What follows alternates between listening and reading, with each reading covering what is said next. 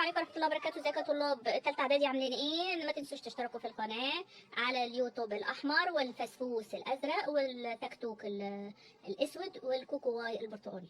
يلا هنبدا سلسله حدوته في الرغيف، وراها سؤال مهم قوي قوي قوي ومتوقع ولطيف. الحدوته بتقول كان في واحد اسمه علي بيك الكبير، ده كان والي مصر، او مش والي، كان ماسك حكم مصر تحت السلطان العثماني. حلو الكلام. الا انه طبعا راح اشترى مملوك عبد يعني اسمه محمد ابو الدهب، او يطلق عليه محمد بيك ابو الدهب، ما بحبش اقول عليه بيك لانه هو خاين. بس هو الحقيقه محمد بيك ابو الدهب اشتراه ووثق فيه وخلى دراعه اليمين، ولدرجه انه زوجه بنته. تمام. علي بيك الكبير زوج محمد ابو الدهب بنته. تمام. فعلي بيك الكبير قام بتوسعات واسمها حركه انفصاليه. يعني ايه انفصاليه؟ يعني انفصل عن السلطان العثماني بالدوله اللي هو كان، اللي هي مصر يعني. حلو. وكمان راح فتح الحجاز وجزء واجزاء من بلاد الشام.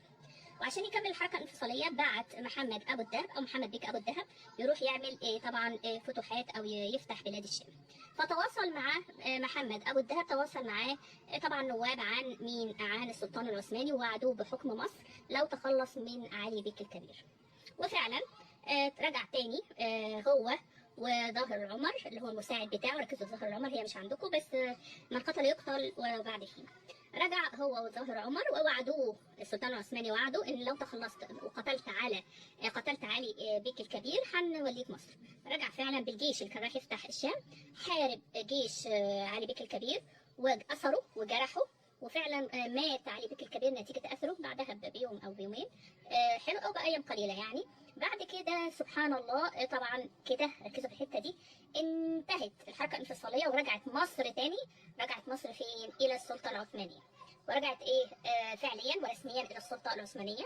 وتولى طبعا محمد بيك ابو الدهب حكم مصر، وانتهت الحركه الانفصاليه لعلي بيك الكبير.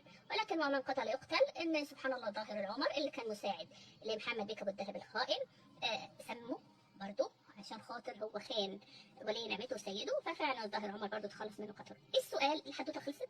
السؤال بيقول ما النتائج المترتبه على انضمام محمد بيك ابو الدهب للسلطان العثماني، او ما النتائج المترتبه على طبعا وقوف محمد بيك ابو الدهب في مواجهه الحركه الانفصاليه لعلي بيك الكبير. الاجابه هتقول اول حاجه رجوع الدوله المصريه الى ايه؟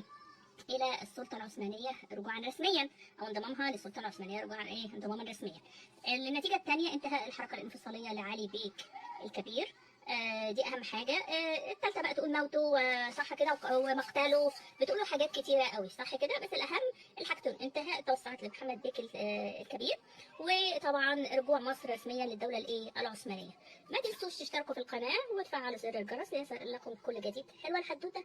حدوته حلوه، لكنها جواها سؤال مهم. ايه سؤال بيقول بما تفسر فشل حركة علي بيك الكبير الانفصالية الاستقلالية؟ ليه؟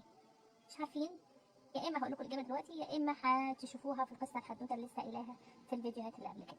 تمام. الاجابه اللي بسبب خيانه محمد بيك ابو الدهب ليه، واتحاده مع طبعا السلطان العثماني، ومواجهه علي بيك الكبير والقضاء عليه، والقضاء على طبعا على حركته التوسعيه الانفصاليه، مش كده برضو؟ وطبعا رجوع مصر الى الدوله العثمانيه والسلطان العثماني بشكل رسمي، وتولي طبعا محمد بيك ابو الدهب الخائن حكم مصر. تمام. لأن لولا خيانة محمد بيك أبو الدهب كان مصر هتستقل عن الدولة العثمانية للأسف الشديد، ولكن فشلت بسبب خيانة محمد بيك أبو الدهب. الحدوتة حكيناها لسه في فيديوهات سابقة. ما تنسوش تشتركوا في التكتوك الأسمر، الكوكواي البرتقالي، تكتوك قلنا الأسمر، اليوتيوب الأحمر، والبسبوس الأزرق. باي باي.